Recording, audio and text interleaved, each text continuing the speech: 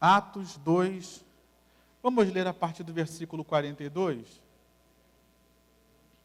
Nós temos falado aqui de várias formas dentro de um mesmo assunto. Temos falado sobre o agir de Deus, a restauração de Deus para as nossas vidas, restaurando a nossa humanidade. Temos ouvido falar muito sobre a igreja do tempo do fim, sobre avivamento, e nessa noite não será diferente. Eu quero concluir essa série de mensagens que nós temos falado às quartas-feiras, e eu queria ler então Atos capítulo de número 2, versículo 42 em diante. Você que já achou, diga amém. Amém. Você que ainda não achou, diga estou procurando. Amém. Então vamos ler versículo 42, assentados mesmo, não tem problema. Diz assim: e perseveravam na doutrina dos apóstolos, e na comunhão, no partir do pão e nas orações. Em cada alma havia temor, e muitos prodígios e sinais eram feitos por meio dos apóstolos. Todos os que criam estavam juntos e tinham tudo em comum.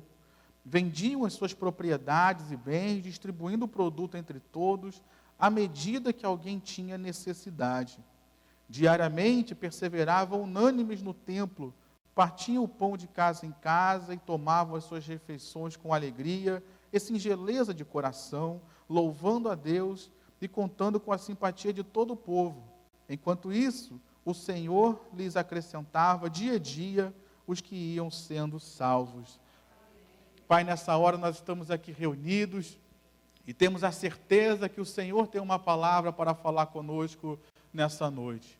Então, desde já, na autoridade do nome de Jesus, nós repreendemos todo espírito contrário, toda barreira, toda resistência, tudo aquilo que possa se levantar contra a pregação da Tua palavra, tudo aquilo que tente roubar a Tua palavra da nossa mente, dos nossos corações, que tudo isso caia por terra agora, Deus, e a Tua palavra seja pregada com total liberdade, com graça, para que ela possa produzir os frutos, possa produzir os resultados, como nós falamos já aqui, que a Tua palavra ela é viva e ela é eficaz, então que ela seja eficaz nas nossas vidas nessa noite, produzindo resultados para a glória do Teu nome. É que nós oramos e Te agradecemos, em nome do Senhor Jesus.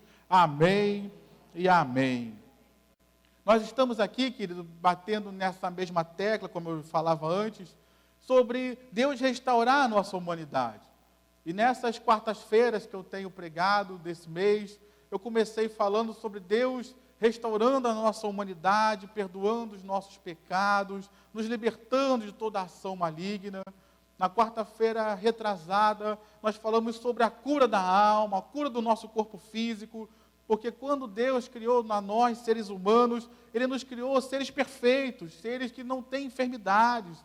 Ele nos criou pessoas curadas na alma, que não guardam mágoas, que não guardam ressentimentos. Então essa restauração de Deus na humanidade passa por uma cura física, passa por uma cura emocional. Na semana passada, eu falei de uma das coisas que nós temos uma grande dificuldade de viver hoje, que é viver junto, viver em comunhão. E ali eu tratei em Mateus 18, quando uma ovelha se perde, tem todo um trabalho para que aquela ovelha volte para o convívio. E aqui nessa noite eu queria olhar para esse texto, porque pelo menos no meu subtítulo aqui da Bíblia diz como viviam os convertidos. Então Deus, Ele nos libertando do nosso pecado e de toda a ação maligna. Deus trabalhando em nossos corações, curando a nossa alma. Deus nos ajudando a viver em comunhão uns com os outros. Como é que é para a gente viver então? Eu queria então concluir essa série de mensagens olhando para esse texto que é o início da igreja. O início daqueles primeiros apóstolos, o início da igreja primitiva, como ela começou. E esse texto ele nos mostra algo muito interessante. Em primeiro lugar, a primeira palavra que ele diz é que eles perseveravam. Perseverança, queridos. Nós, a nossa geração hoje, precisa aprender a perseverar. E perseverar em momentos difíceis. Porque você perseverar em momento fácil, não vou dizer que seja fácil, porque perseverança para a gente é sempre difícil. Porque para nós, seres humanos, nós temos uma grande dificuldade em lidar com o tempo. Você já percebeu isso? Na sua própria vida, como você tem dificuldade em lidar com o tempo? Quando a gente fica pensando, não sei se você é assim às vezes, eu recebo nessas mídias sociais, no WhatsApp, a pessoa manda um texto, mas manda aquele texto quilométrico. Adivinha o que eu faço? Na maioria das vezes, vou passando. Por que eu penso? Não vou perder tempo lendo esse texto todo. Porque nosso pensamento é de que nós temos pouco tempo. Você já parou para pensar nisso? Se nós olharmos que o ser humano vive, hoje em média, no Brasil, 70, 80 anos, isso é pouco tempo, querido. Comparado ao tempo do ser humano na Terra, se nós formos comparar com a eternidade, então aí que é nada comparado com a eternidade.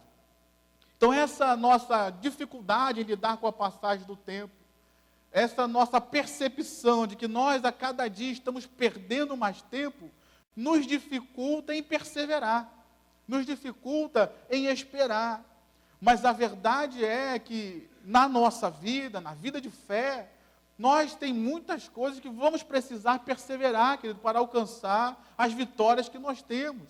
Se nós formos olhar, tudo aquilo que se constrói e que é importante na vida, denota tempo e perseverança. Você já percebeu isso?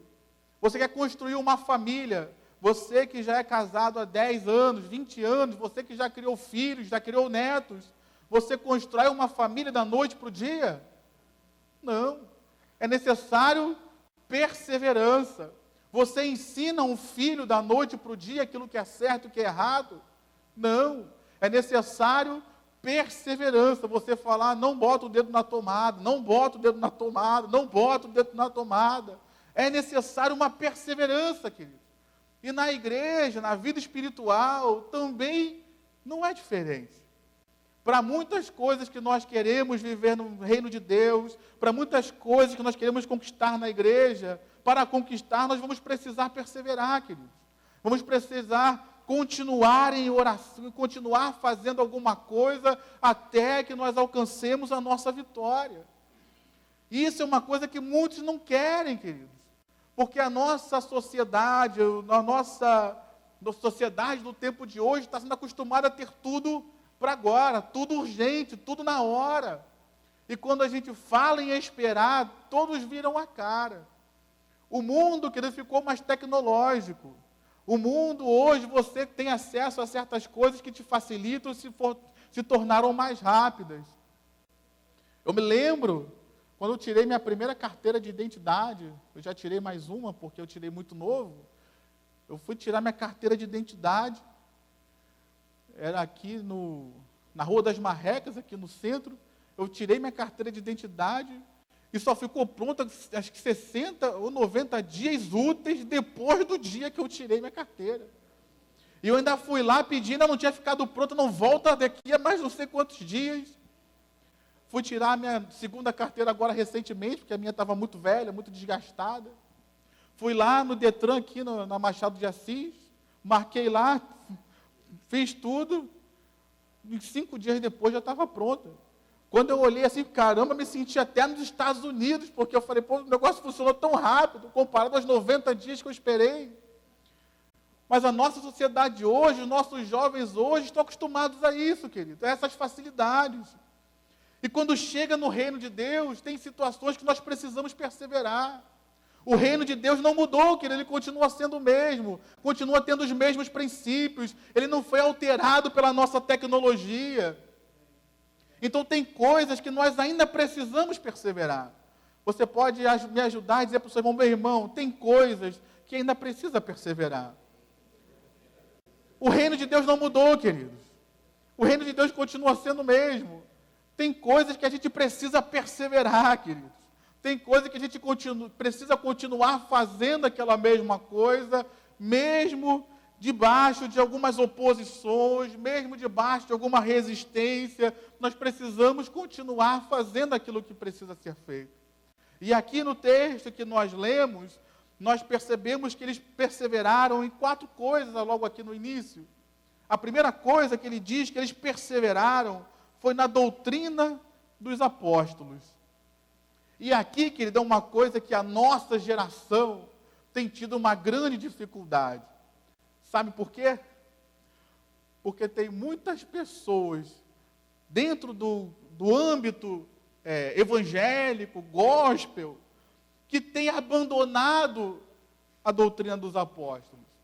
Então, quando nós que buscamos viver aquilo que está na Bíblia, parece que nós é que somos os errados, e aqueles que estão vivendo errado é que são os certos.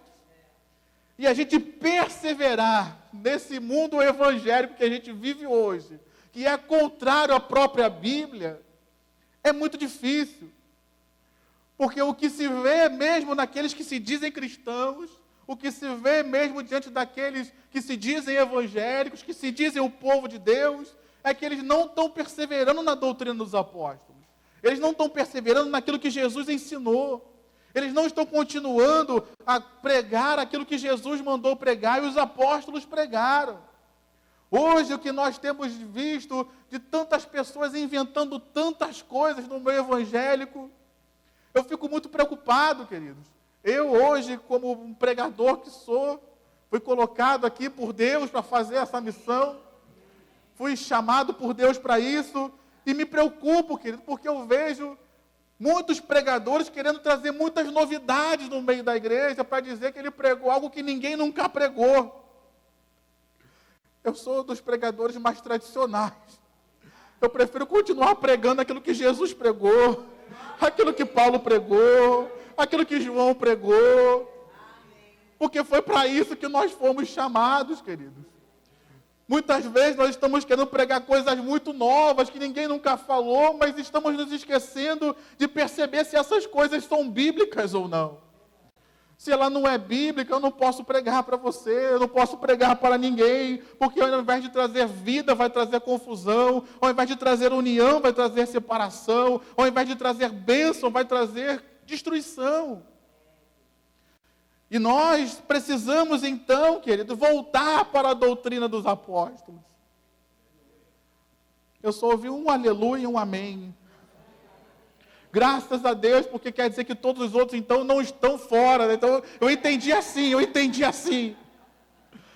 que os irmãos não precisam voltar porque permanece. Amém, entendi. Glória a Deus pela sua vida. Mas é uma coisa que a gente precisa, querido, se está fora, precisa voltar.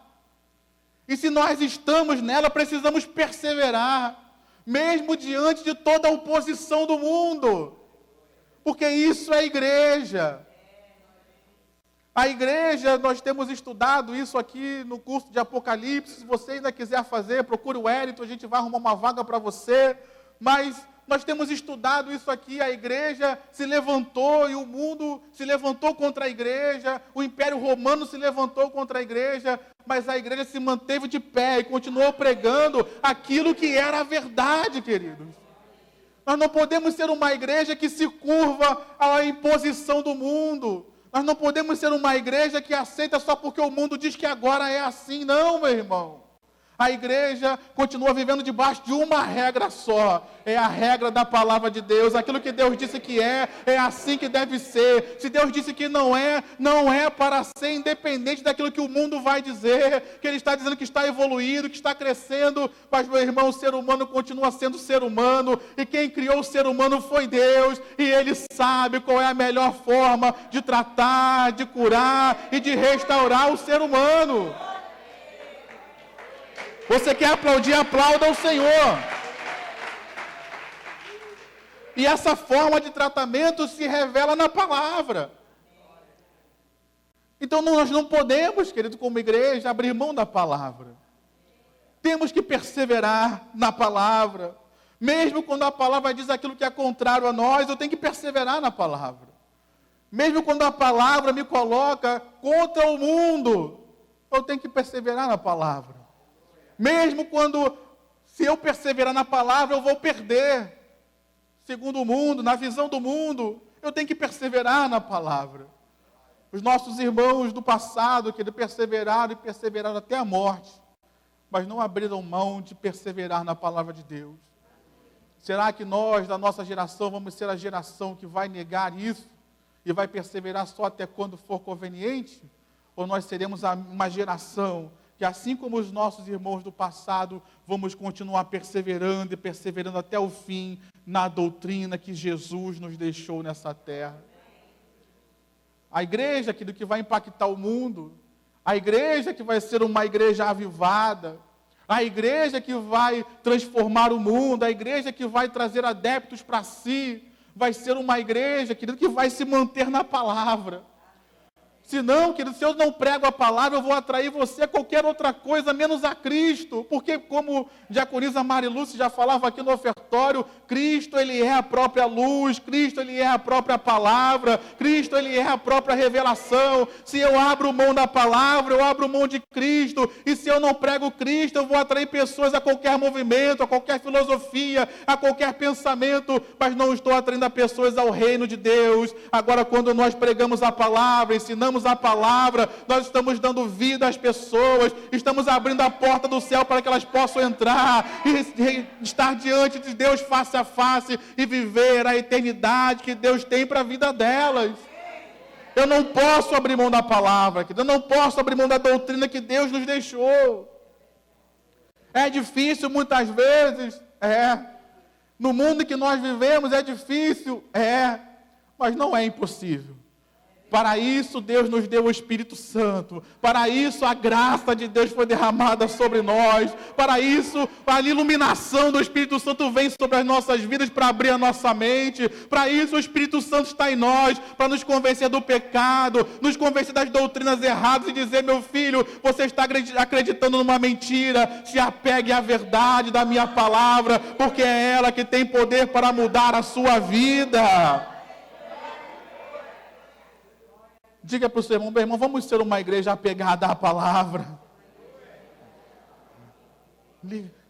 Vamos ser uma igreja apegada à palavra, meu irmão.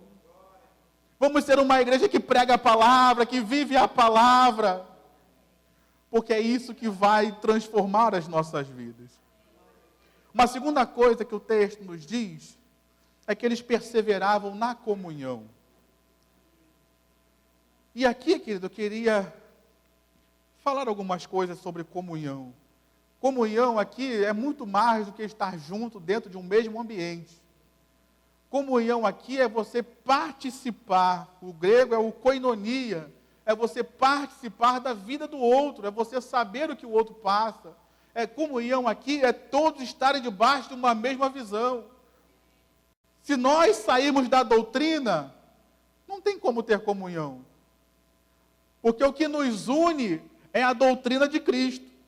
O que nos une é a pessoa de Cristo. Se nós não estivermos debaixo da doutrina do Senhor, cada um aqui vai ter uma opinião, queridos. Já parou para pensar nisso? Vamos pintar aqui essa parede de sei lá, que cor é essa? Creme? Não, eu acho que tem que ser amarelo. Não, eu acho que tem que ser branco. Eu acho que tem que ser isso. Eu estou usando um exemplo simples para você entender. Se nós não estivermos debaixo da doutrina, a igreja não chega a lugar nenhum, porque todos vão querer falar alguma coisa, todos vão querer ir para algum lugar. Quando nós estamos debaixo da doutrina dos apóstolos, que é a palavra, que é o ensinamento de Cristo, isso nos ajuda a estarmos juntos, porque aí é uma opinião só, a de Deus, amém? Não importa aquilo que eu penso, aquilo que você pensa, aquilo que eu acho, aquilo que você acha, o que importa é o que Deus diz. Se é isso que Deus diz, é isso que nós temos que fazer. Então fica muito mais fácil viver em comunhão. Para viver em comunhão, querido, uma coisa que eu acho maravilhosa desse texto, é que a Bíblia diz que eles viviam em comunhão. E a primeira coisa havia uma comunhão entre homens e mulheres. Naquele tempo, você sabe que isso era meio complicado de acontecer. Os judeus, naquele tempo, o templo de Israel, você sabe que havia um pátio reservado só às mulheres. As mulheres não podiam entrar no santo lugar, as mulheres não podiam participar de toda a adoração. Se elas fossem na sinagoga dos judeus, também havia uma parte que era só das mulheres e outra dos homens. Havia uma separação, havia uma divisão, a mulher não poderia participar de tudo. E a Bíblia diz aqui que os discípulos, apóstolos, junto da mãe de Jesus e outras mulheres, e outras que se converteram, eles estavam juntos em comunhão. Então uma barreira ali foi quebrada, querido, uma barreira social foi quebrada, em que a mulher que na cultura judaica não podia participar, a mulher que era considerada até pelos fariseus como um ser até inferior, de repente ela estava participando da adoração, de repente ela estava participando do louvor, estava participando da igreja, vivendo na igreja e sendo abençoada também junto de todos. Então uma barreira social ali foi quebrada, queridos. Será que nós estamos dispostos a, nos dias de hoje, quebrar as barreiras sociais que nos separam? Os costumes que haviam naquele tempo foram quebrados, queridos, e as pessoas viveram em comunhão unidas. Uma segunda coisa que eu acho interessante aqui no texto, que a gente precisa mencionar, foi a barreira financeira.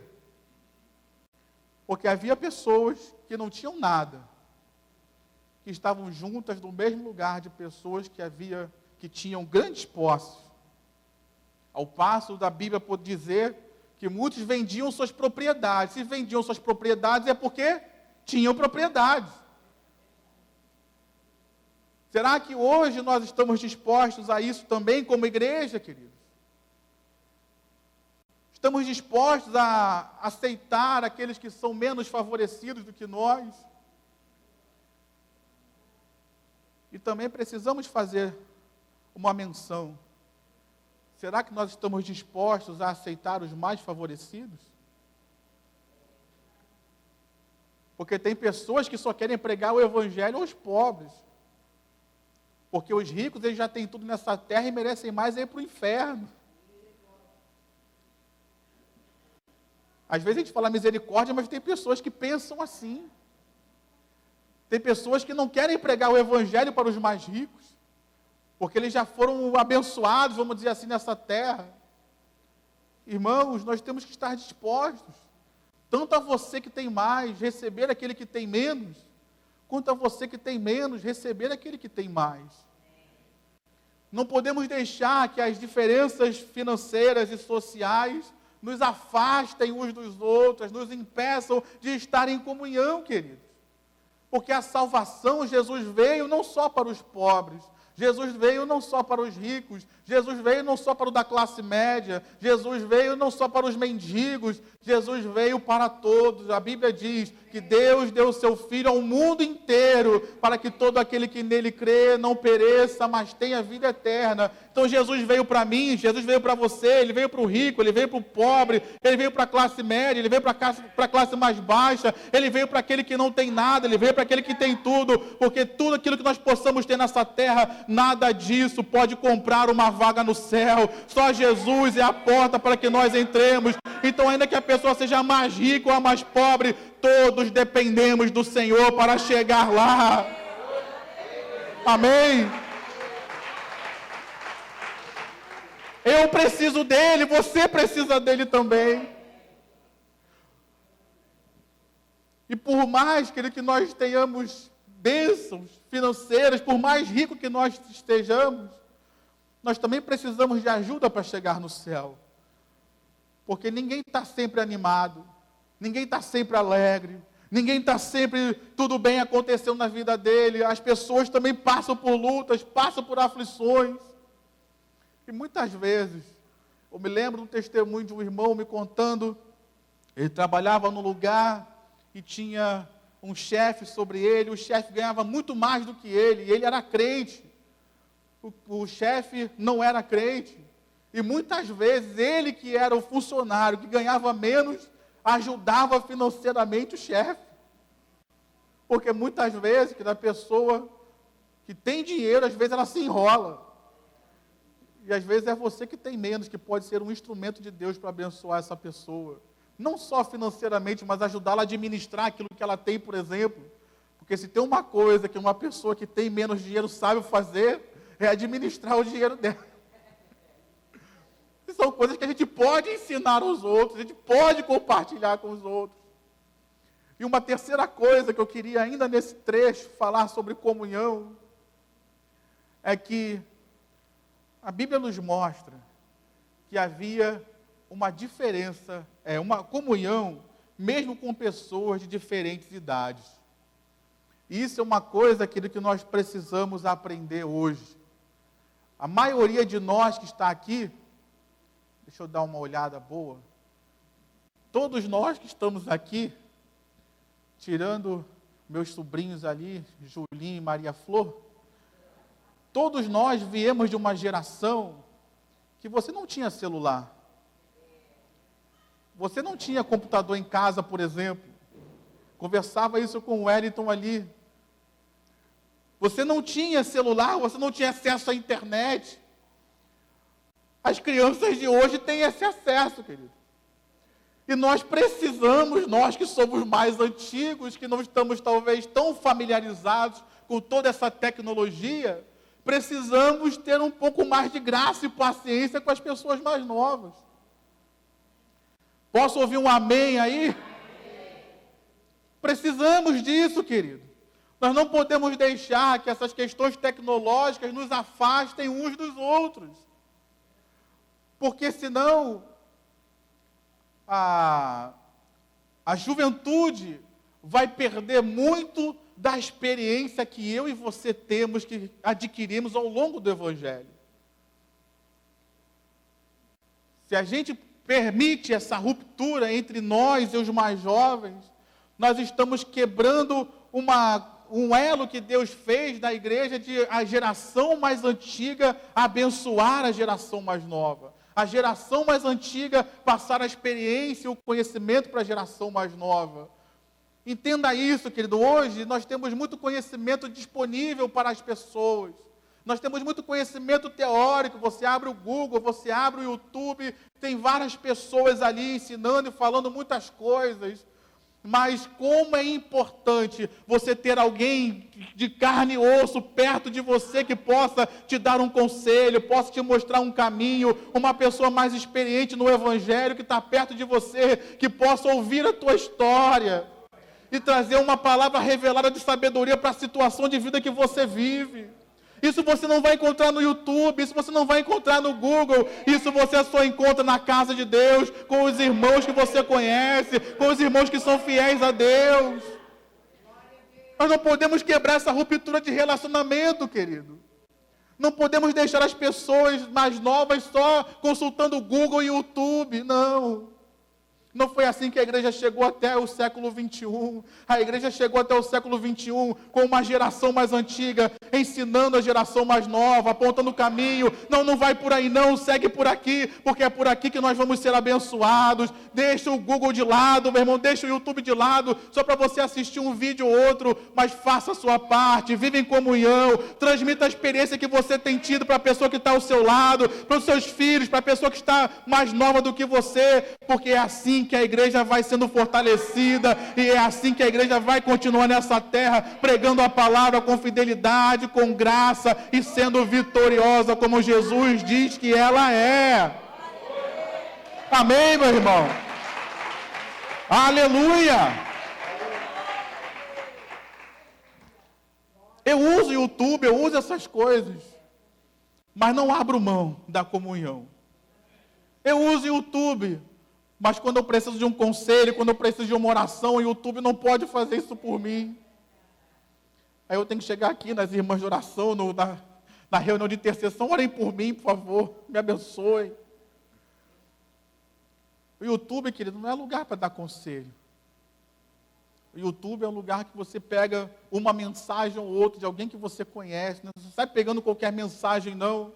Porque senão você vai ouvir uma mensagem que está sendo totalmente o contrário daquilo que você está ouvindo aqui. Mas uma quarta coisa, ainda dentro desse mesmo contexto de comunhão, eu queria falar sobre, no caso de Israel aqui especificamente, havia Todos aqui eram judeus até então. A igreja ainda não tinha pessoas de fora do judaísmo. Todos tinham se convertido, vinham da nação de Israel. Mas nesse período, era um período muito específico da nação de Israel, que eles estavam espalhados por várias partes do mundo, inclusive no território de Israel. Tanto é que quando você lê o capítulo 2, um pouco antes, você vai ver que vinham pessoas de outros estados, do Ponto, que é o nome de um lugar, da Frígia, da Ásia, todos vinham para adorar a Deus.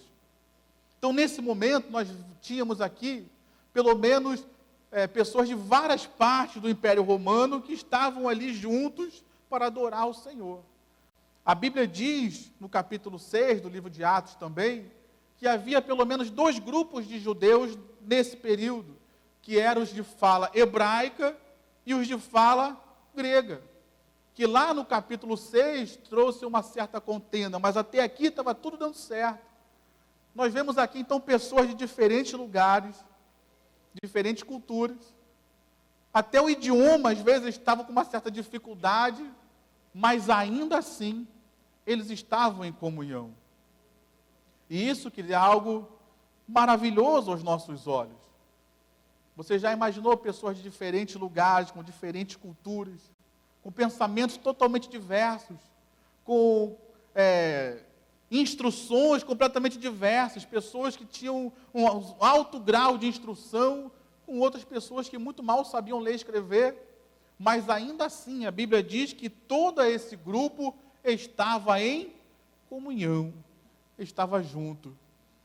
Meu irmão, eu não sei de qual parte você é, eu não sei qual tribo você pertence, eu não sei de onde você veio, mas a Bíblia me diz que Deus, Ele tem poder de fazer de todos nós, que viemos de diferentes partes, diferentes famílias, todos nós que viemos de uma cultura diferente, todos nós que temos um nível de instrução diferente, podemos sim viver todos juntos em comunhão para adorarmos a Deus e servirmos a Ele.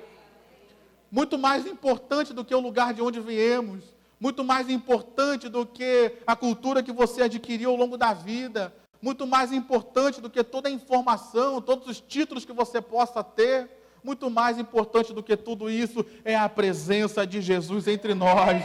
Você não conseguiu nada disso, você não conseguiu a presença de Jesus com seus títulos, você não conseguiu salvação com seus títulos, então o que é mais importante para a gente aqui é a presença de Jesus. Então eu abro mão, querido, dos meus títulos, se é que eu tenho algum. Eu abro mão daquilo que possa me separar e me dividir, para que eu possa estar junto em comunhão, em adoração, servindo a esse Deus maravilhoso. Será que nós estamos dispostos a isso para vivermos juntos? Ou vamos criar uma igreja? Não, vamos fazer um grupo aqui só dos que têm nível superior. Não, você que é ralé, você que não sabe falar, você que não sabe escrever, não, você não vai fazer parte da igreja. Ou será que a gente vai fazer uma divisão? O quê? Você é doutor? Não, então você não pode trabalhar na introdução, porque na introdução você vai precisar carregar uma cadeira e isso aí não é para o seu nível. Mas por que o irmão não pode carregar uma cadeira? Se ele tem um problema na coluna, é uma coisa. Agora, só porque ele é doutor, ele não pode carregar uma cadeira e ajudar a igreja? Nós vemos isso hoje em dia, queridos. Não, se a irmãzinha ela trabalha como doméstica, ela pode ajudar na igreja varrendo. Mas se a irmãzinha é advogada, ele já não pode. Por quê? Qual é a diferença? A irmãzinha que ela é advogada, ela vai ter um céu especial para ela, que a doméstica não vai ter? A irmã é dona de casa, então ela tem que servir a igreja, tem que fazer bolo, tem que fazer isso, tem que fazer aquilo para ajudar a cantina. E a outra irmã não pode ajudar, não? Mas ela trabalha fora. Mas e daí? A outra, ela é menos porque trabalha em casa? São situações, querido, que acontecem na igreja. Pessoas de diferentes localidades, pessoas de diferentes culturas. Será que nós estamos dispostos a abrir mão dessas posições que nós achamos que temos lá fora para servirmos a Deus aqui dentro? Nós vemos isso, querido, eu tenho visto isso ao longo da minha trajetória. Pessoas por causa de um cargo. Ah, não, hoje eu sou o pastor, então eu não faço mais isso. Por que não? O pastor é o primeiro a servir. Eu vim aqui na reunião de mulheres, não vim na reunião, estava aqui, né? Pegou mal, né? Eu vim na reunião de mulheres, pegou mal, né? Pô, o pastor veio fazer o que na reunião de mulheres? As irmãs até me enxotaram, não, pastor, vai embora. Mas eu estava aqui antes, que eu vim no culto da tarde, fiquei. Aí as irmãs, pastor, o senhor pode ajudar o porteiro a arrumar as cadeiras aqui, porque não tem nenhum outro homem aqui. Eu falei, irmã, o pastor é homem ainda. O pastor não é só anjo, não, o pastor é homem, o pastor pode carregar uma cadeira. Aí o pastor veio aqui, ajudei o Marley que estava aqui, eu carreguei a cadeira para colocar as cadeiras no lugar, para deixar tudo pronto para quando as irmãs chegarem. E às vezes nós ficamos assim, não, eu sou pastor, não posso carregar uma cadeira. Se Jesus ele pôde carregar uma cruz por mim, o que é eu carregar uma cadeira para as irmãs da igreja? Amém? Aplauda o Senhor com o seu melhor. Se Ele pôde descer a esse nível por mim, por você, por nós, o que é carregar uma cadeira? O que é ajudar, querido?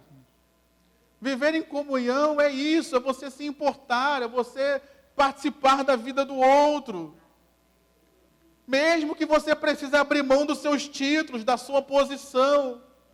É você ver que mais importante é a comunhão com Deus e com os irmãos do que o seu título, ou tudo aquilo que você possa ter conquistado nessa terra. A Bíblia mostra isso, eles viviam em comunhão, que eles estavam juntos.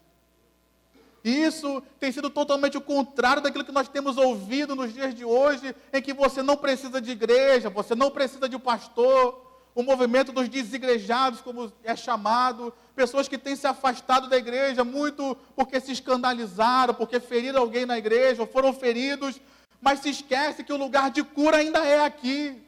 Se esquecem que o lugar de restauração ainda é na igreja. Se esquecem que o lugar de vida e de salvação ainda é na igreja.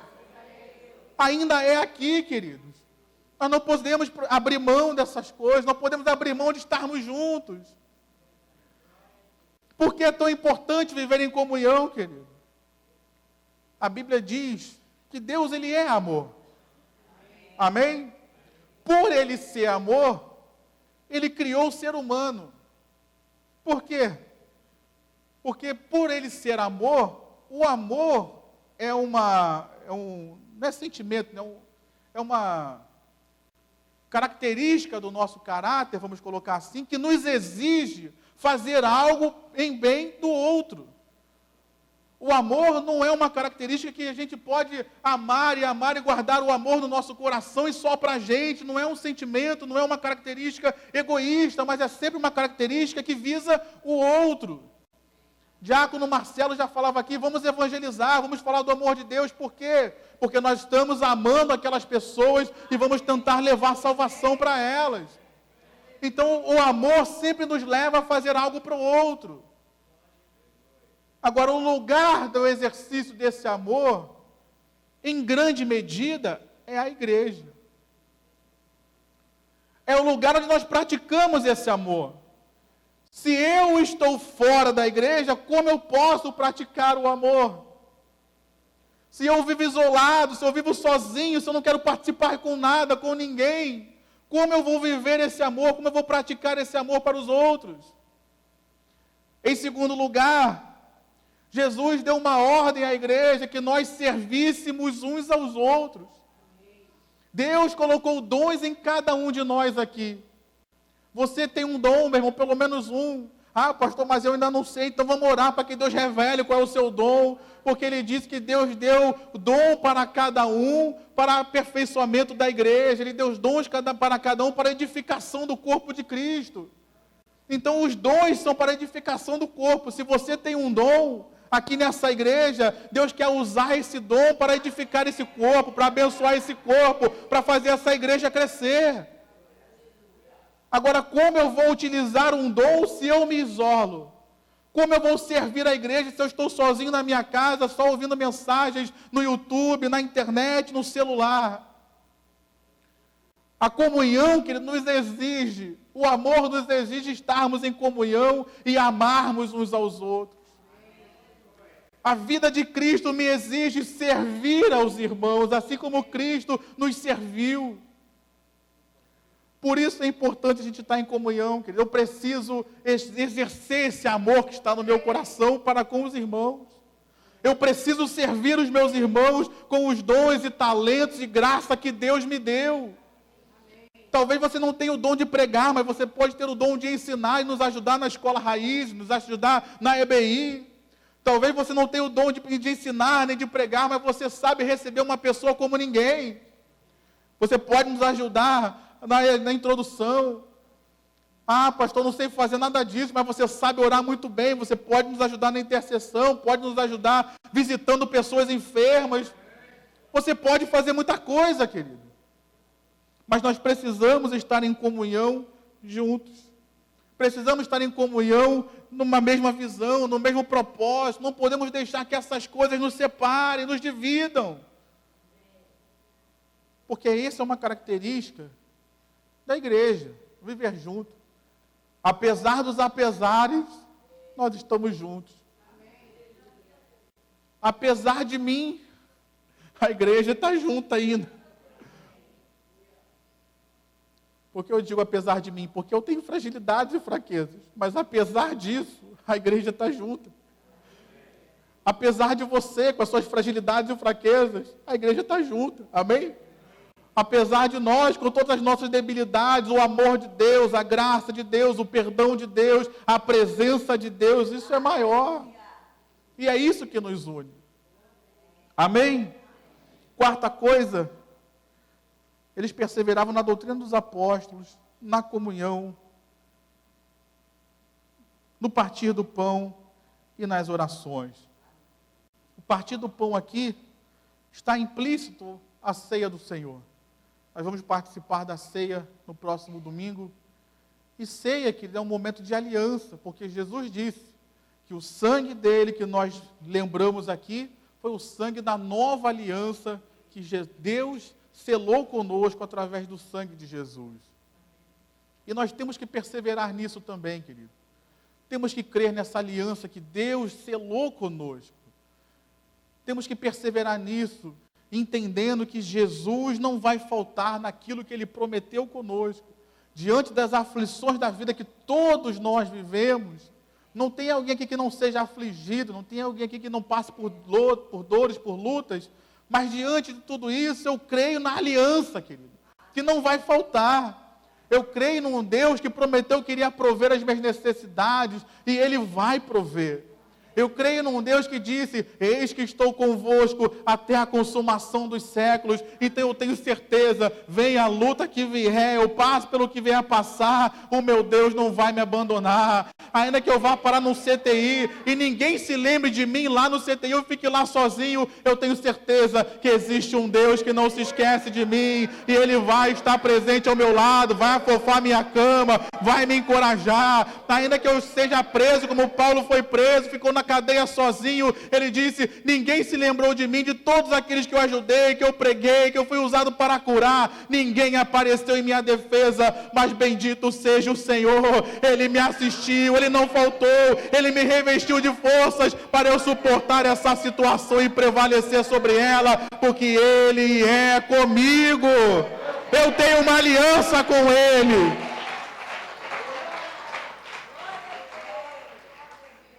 Quando a gente vem aqui participar da ceia, meu irmão, a gente vem lembrar disso, eu tenho uma aliança. Eu tenho uma aliança. Eu tenho uma aliança com Deus que foi lavrada no sangue de Jesus. E essa aliança é eterna, ela não fica velha, ela não caduca, ela não prescreve. Enquanto eu estiver nessa terra, enquanto a igreja estiver nessa terra, a aliança vai estar de pé, como Deus cuidando da igreja, Deus protegendo a igreja. O mundo pode se levantar, meu irmão, pessoas podem tentar te perseguir, podem colocar o nosso nome na boca do sapo, na boca de sei lá quem, podem colocar o nosso nome dentro de um defunto lá, cavar o cemitério, colocar o nosso nome lá, mas eu tenho certeza que existe um Deus que está velando pelas nossas vidas. O mundo não vai prevalecer contra a igreja. Satanás não vai prevalecer contra a igreja, a feitiçaria não vai prevalecer contra a igreja, porque maior é aquele que está em nós do que aquele que está no mundo. Eu tenho uma aliança com Deus, essa igreja tem uma aliança com Deus, você tem uma aliança com Deus. Aplauda o Senhor e grite para o céu: eu tenho aliança com Deus. É por isso que eu não tenho medo de enfrentar o que preciso enfrentar, querido. Não é porque eu sou forte, não é porque eu sou bom, mas é porque eu sei que eu tenho uma aliança, eu sei que Deus é por mim. Quando Jó enfrentou a sua maior luta, apesar dele ter reclamado, apesar dele ter murmurado, ele não se voltou contra Deus, pelo contrário, ele disse: eu sei em quem eu tenho crido. Estou bem certo que no fim ele se levantará em meu favor. A luta era grande, as dificuldades eram grandes. Jó não estava confiando na sua força, mas ele estava confiando naquele em quem ele cria. Meu irmão, sabe por que a igreja hoje tem medo do mundo? Sabe por que a igreja hoje tem medo até de Satanás, dos demônios? Porque a gente não tem convicção na aliança que nós temos com Deus. Na aliança que Ele selou conosco na cruz do Calvário. Nessa noite, é a noite da gente perseverar na fé, continuando a crer que a aliança está de pé. É a noite de nós continuarmos crendo que Jesus, Ele é vencedor, meu irmão. Ele venceu a morte, Ele venceu o mundo, Ele venceu a Satanás, Ele venceu o pecado, Ele venceu todas as coisas por mim e por você. Esse é o Cristo que nós servimos. Não é um Cristo que está preso no madeiro, não, Ele ressuscitou, Ele venceu, Ele está hoje à destra de Deus, governando sobre todas as coisas. A Bíblia o chama de Rei dos Reis e de Senhor dos Senhores. Esse é o nosso Deus. Não é um Deus fraco, não é um Deus limitado, não é um Deus que precisa pedir permissão para os outros para fazer, não. Ele tem toda a autoridade, Ele tem todo o poder, Ele tem o governo, as chaves da morte e do inferno estão nas mãos dEle, o controle da história está nas mãos do nosso Senhor, e Ele não perdeu o controle nem da minha, nem da sua vida, porque nós temos uma aliança com Ele. Para eu terminar, o texto diz que eles perseveravam na oração. E aqui, querido, só rememorando o que eu falei semana passada, de Mateus capítulo 18, lá em Mateus capítulo 18 diz que se nós pedirmos alguma coisa, se dois de nós concordarmos em alguma coisa nessa terra, em oração, assim será feito. Quando a igreja está em comunhão, em oração, querido, é um momento de grande conquista para a igreja. É um momento que as coisas acontecem. É um momento que as coisas funcionam. É um momento que as coisas fluem. Porque essa própria união que existe entre nós é um mover do próprio Espírito Santo para nos fazer conquistar alguma coisa. No tempo do Êxodo, a Bíblia diz que todo Israel começou a clamar um socorro a Deus. E Deus enviou a Moisés. Ou seja, o povo todo numa mesma direção, no mesmo foco, clamando a Deus por um libertador. E Deus fez. Hoje, queridos, nós precisamos, a começar de nós, igrejas, Nova Vida do Catete, e quem sabe começarmos a seguir uma mesma direção junto da denominação Nova Vida, e quem sabe unirmos com outras denominações, debaixo de um mesmo propósito, debaixo de um mesmo objetivo, como nós temos falado aqui de avivamento. Avivamento é isso, que é quando todos nós começamos a ter um desejo no coração, Deus aviva a sua igreja.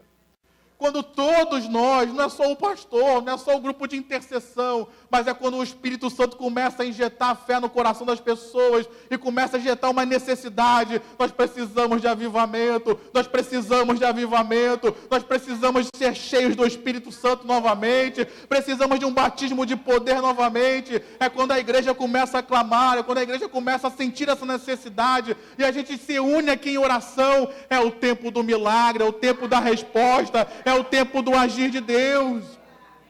Por isso nós estamos aqui pregando, querido, para ver se Deus convence você e move a todos nós para orarmos e pedirmos isso, não só aqui nos cultos, mas é necessário perseverar em casa, é necessário buscar em casa. Quando nós cantamos aqui, vem Jesus, Maranata, ora vem, Senhor Jesus. Eu sentia de Deus que esse vem Jesus não precisa ser necessariamente só clamarmos pelo retorno de Jesus. Mas muitas vezes é exatamente isso, você pedir, vem Jesus, vem avivar a sua igreja. Vem Jesus, vem derramar poder novamente. Vem Jesus fazer a tua obra novamente de cura, de milagres, de restauração. O Senhor diz que o Senhor é o mesmo ontem, hoje, será eternamente o mesmo. Se o Senhor é o mesmo, eu quero ver os milagres que Paulo viu. Eu quero ver os milagres que Pedro operou. Eu quero ver pessoas sendo ressuscitadas. Eu quero passar e a sombra minha ou de qualquer outro irmão aqui da igreja curar pessoas, abençoar pessoas. Eu não faço questão de ter todos os dons, queridos. Mas eu faço questão que todos os dons se manifestem nessa igreja. Eu peço isso a Deus, não precisa ser todos em mim, Deus pode te usar do jeito que Ele quiser usar, tomara que use, mas que nós possamos ver esses sinais e prodígios no meio da igreja. Você acha que isso é possível? Você quer isso? Eu ouvi um amém, ouvi um outro amém. Vou te dar uma segunda chance. Você ainda acha que é possível vermos sinais e prodígios na igreja do tempo do fim? Na igreja de hoje? Você quer isso? Amém? Então vamos começar a orar, querido. Vamos começar a perseverar em oração. Talvez não vá acontecer hoje, talvez não vá acontecer amanhã. Mas eu tenho certeza, se nós perseverarmos em oração, os céus vão se abrir e o Espírito Santo vai encher essa igreja, vai nos batizar com poder novamente, vai despertar dons, vai colocar dons, vai aperfeiçoar dons em nós. Deus vai acrescentar aquilo que precisa ser acrescentado, vai retirar aquilo que precisa ser retirado e nós viveremos um grande avivamento para a glória do nosso Deus.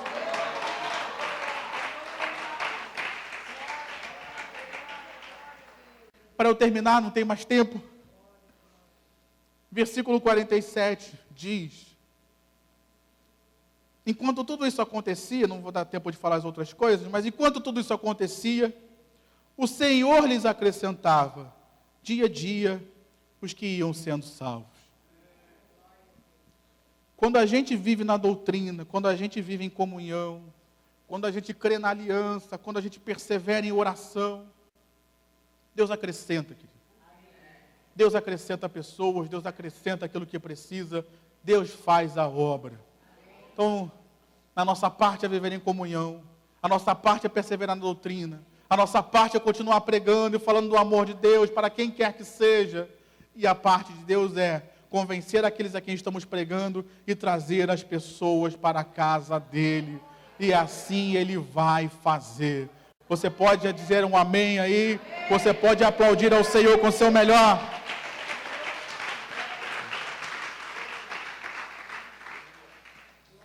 Se coloque de pé.